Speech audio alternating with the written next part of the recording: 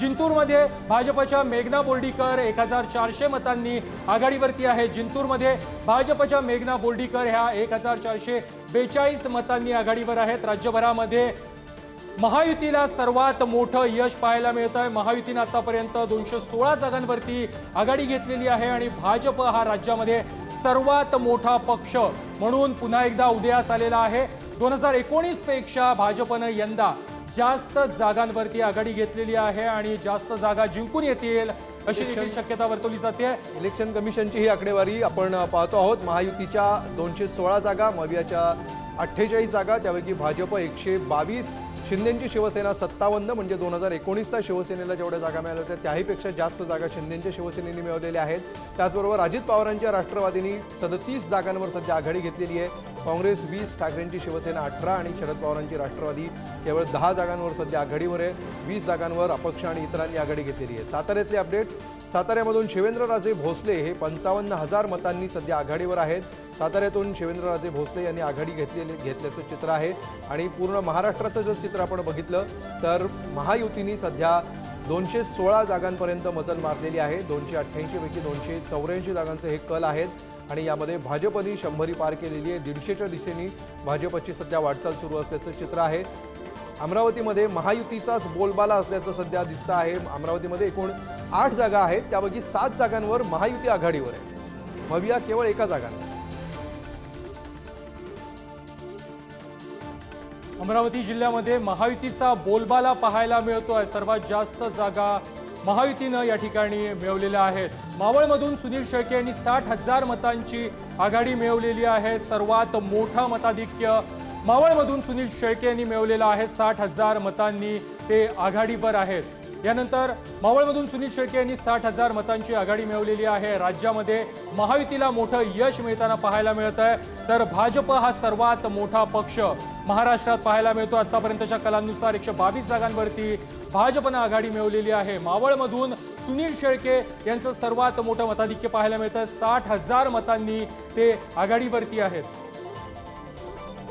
अकोला पूर्वमध्ये भाजपचे रणधीर सावरकर हे 14,000 मतांनी आघाडीवरती आहेत। 14,984 मतांनी ते आघाडीवरती आहेत। अकोला पूर्वमध्ये भाजपचे रणधीर सावरकर हे मोठ्या मताधिक्यांनी आघाडीवर असल्याचं पाहायला मिळतं आहे।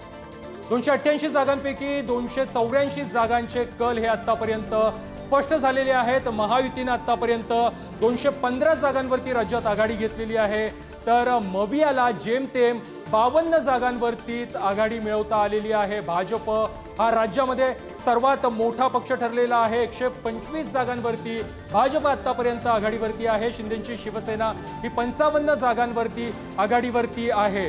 मवियाच्या एकूण जागा पाहिल्या तर त्यापेक्षा एकट्या शिंदेच्या शिवसेनेला सर्वात मोठी आघाडी ही पाहायला मिळते। मवियाने राज्यामध्ये आतापर्यंत 52 जागांवरती आघाडी मिळवली आहे, तर शिंदेच्या शिवसेनेनं 55 जागांवरती आघाडी मिळवलेली आहे। अजित पवार यांच्या संदर्भात देखील एक मोठी अपडेट येते। अजित पवार यांनी 27,500 मतांची आघाडी मिळवलेली आहे।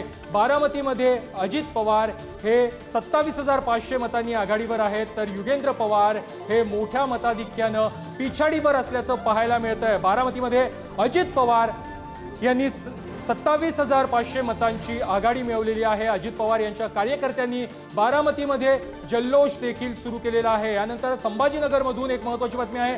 संभाजीनगर पूर्वमध्ये इम्तियाज जलील यांनी 47,000 मतांची आघाडी मिळवलेली आहे। संभाजीनगर पूर्वमधून इम्तियाज जलील हे 47,000 मतांनी आघाडीवर आहेत।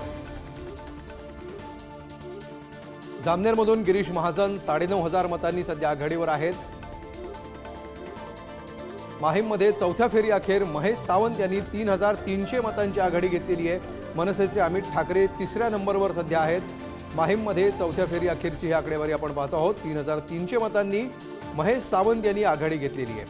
अमित ठाकरे हे सध्या 3ऱ्या नंबरवर पोहोचलेले आहेत। महायुतीचं चित्र राज्यातलं आपण जर बघितलं तर महायुतीने आता स्पष्ट बहुमताच्या दिशेने वाटचाल सुरू केलेली आहे आणि पुढच्या काही फेऱ्यांमध्ये असंच चित्र कायम राहिलं तर महायुती सरकार स्थापन करेल यावर शिक्कामोर्तब व्हायला हरकत नाही।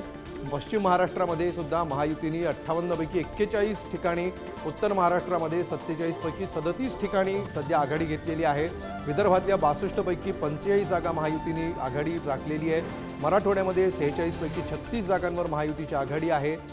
तर ओव्हरऑल महाराष्ट्रातलं जर चित्र आपण बघितलं तर 125 जागांचा 125चा टप्पा आता पार केलेला आहे। कोथरूडमधून चंद्रकांत पाटील 28,000 मतांनी सध्या आघाडीवर आहे। कोथरूडमधून चंद्रकांत पाटील हे 28,000 मतांनी आघाडीवरती आहेत। विभागनिहाय देखील आकडेवारी समोर येते। पश्चिम महाराष्ट्रातील 58 जागांपैकी मवियानं आतापर्यंत, विदर्भामध्ये 62 जागांपैकी मविया 15, महायुती 45, तर इतर 3 जागांवरती आघाडीवरती आहे। विदर्भात मोठं यश महायुतीला पाहायला मिळतंय। 45 जागांवरती महायुती ही आघाडीवरती आहे। राज्यभरामध्ये महायुतीला मोठं यश आपल्याला पाहायला मिळतंय। 288 जागांपैकी 287 जागांचे कल आतापर्यंत समोर आलेले आहेत आणि महायुतीला 215 जागांवरती आघाडी मिळालेली आहे। कणकवलीमध्ये भाजपचे उमेदवार हे आघाडीवर असल्याचं पाहायला मिळत आहे। नितेश राणे 20,057 मतांनी आघाडीवरती आहेत। कणकवलीमध्ये भाजपचे उमेदवार नितेश राणे हे मोठ्या मताधिक्याने आघाडीवरती आहेत। पालघरमध्ये शिंदेच्या शिवसेनेचे राजेंद्र गावित हे देखील 21,722 मतांनी आघाडीवरती आहेत। पालघरमधून ही अत्यंत महत्त्वाची बातमी आहे। शिंदेच्या शिवसेनेचे राजेंद्र गावित हे मोठ्या मताधिक्याने आघाडीवरती आहेत। राज्यामध्ये भाजप हा सर्वात मोठा पक्ष ठरलेला आहे। आंबेगावमध्ये दिलीप वळसे पाटील हे 4,000 मतांनी आघाडीवरती आहेत। बारामतीमध्ये अजित पवार देखील 22,000 मतांनी आघाडीवरती आहेत। तर युगेंद्र पवार हे मोठ्या मताधिक्याने पिछाडीवरती आहेत। आंबेगावमधून दिलीप वळसे पाटील हे 4,000 मतांनी आघाडीवरती आहेत। मंगलप्रभात लोढा देखील भाजपचे नेते हे आघाडीवरती आहेत। त्याचबरोबर समीर मेघे हे देखील आघाडीवरती आहेत। भाजपने आता 125चा आकडा ओलांडलेला आहे। 126 ठिकाणी भाजपची आघाडी आहे। शिंदेच्या शिवसेनेनं 55 जागांवर आघाडी घेतलेली आहे आणि त्यामुळे स्पष्ट बहुमत सध्या महायुतीला मिळताना दिसतं आहे। वेगवेगळ्या विभागनिहाय विचार केला तर प्रत्येक विभागामध्ये महायुतीने सध्या स्वाईप केल्याचं चित्र आहे।